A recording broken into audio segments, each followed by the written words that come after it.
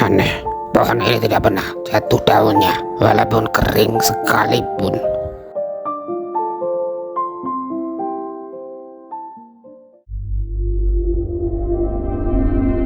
Waktunya telah tiba. Sultan, panggilkan Sambio ke sini. Ada apa, tuanku? Ada perlu apa dengan penyihir itu?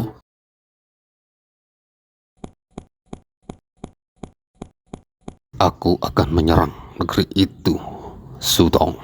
Dan sebelum itu, aku akan membuat jembatan menuju negeri itu. Apa hubungannya penyihir itu dengan jembatan, tuanku? Aku ingin menutupi pandangan semua orang negeri itu dengan sihirnya Sambio. Buat apa, tuan? Aku akan menghancurkan mereka. Cepatlah menuju tempat penyihir itu, Sultan. Iya, tuanku.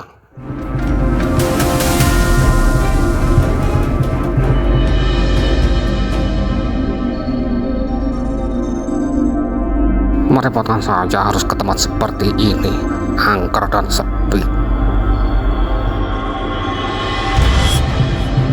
Kalau saja ada alat yang bisa memanggil orang dari jarak jauh, tidak akan repot-repot begini.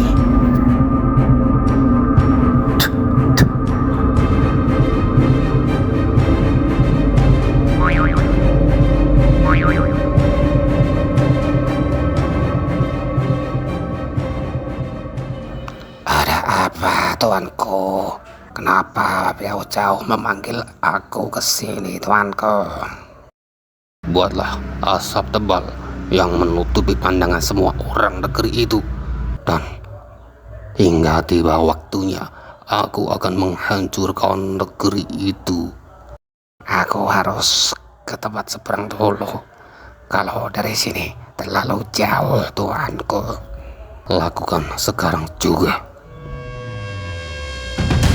Sultan, kerahkan semua prajurit, suruh mereka mencari batu pasir dan semen. Tapi tuan, butuh jembatan yang besar dan panjang untuk sampai ke negeri itu, tuan. Aku tahu. Membangun sesuatu yang besar juga harus dilakukan orang yang besar. Aku akan memanggil para rak untuk membuat jembatan besar dan panjang.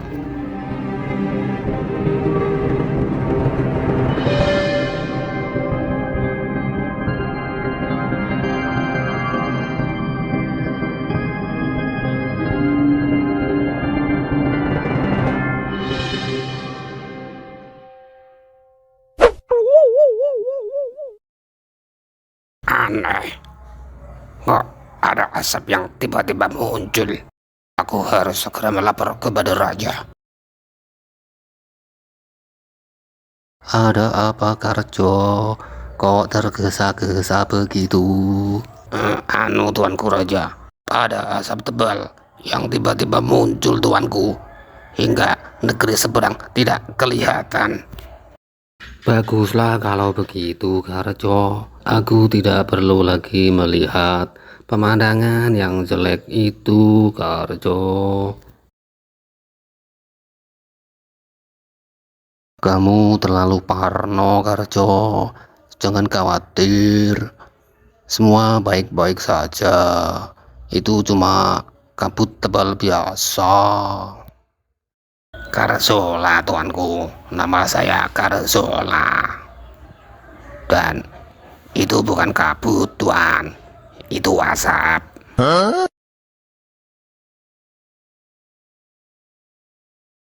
Raja, kok santai begitu tanggapannya?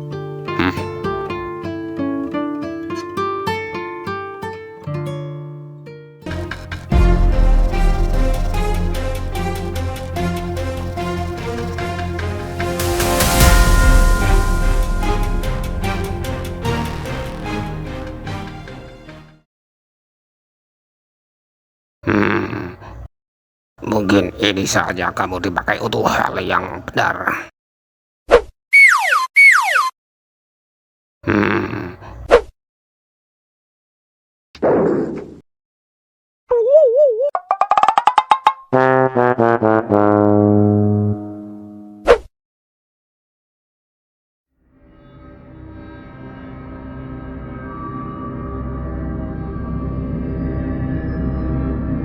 inilah saatnya.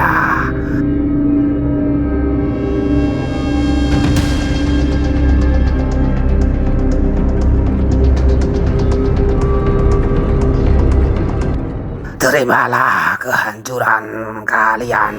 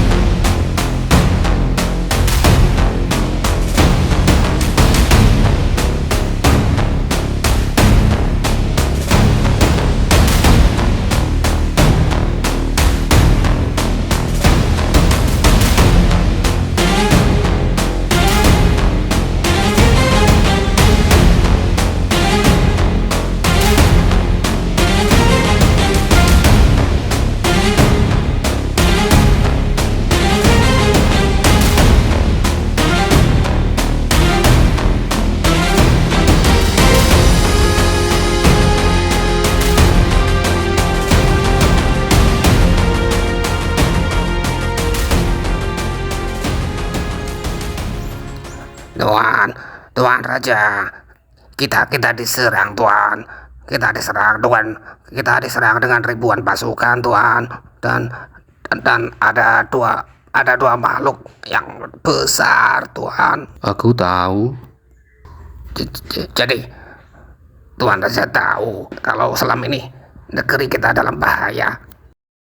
Selama ini aku tidak percaya kalau ada makhluk yang besar seperti yang dibilang pangeran waktu itu. Benteng kita kokoh dan tidak bisa ditembus oleh ribuan pasukan manapun. Tapi ternyata mereka mempunyai dua makhluk yang besar.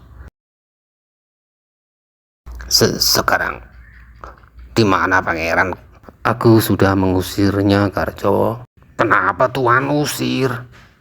Lawang, dia selalu bilang yang aneh-aneh, selalu bilang yang tidak masuk akal. Masa ada di dunia ini ada makhluk yang besarnya seperti gunung itu?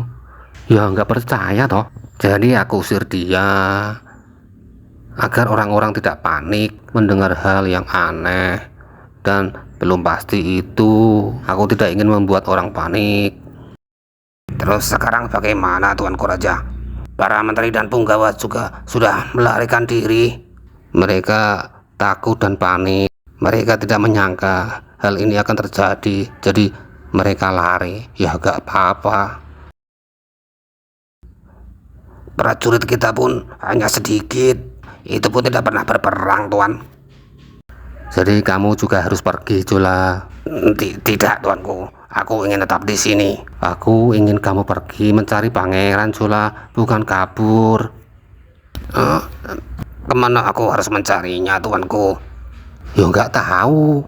Kalau aku tahu, ya nggak usah kamu cari, tinggal kamu jemput. Terus bagaimana dengan Tuanku Raja? Aku tetap di sini saja, Karjo.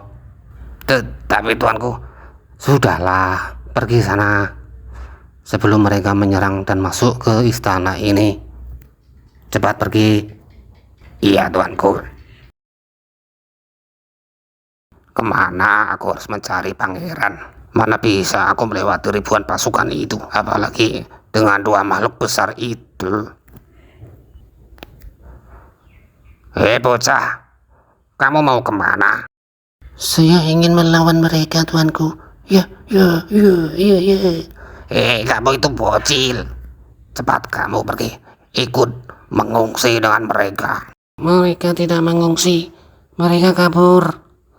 Aku ingin melawan mereka. Ya.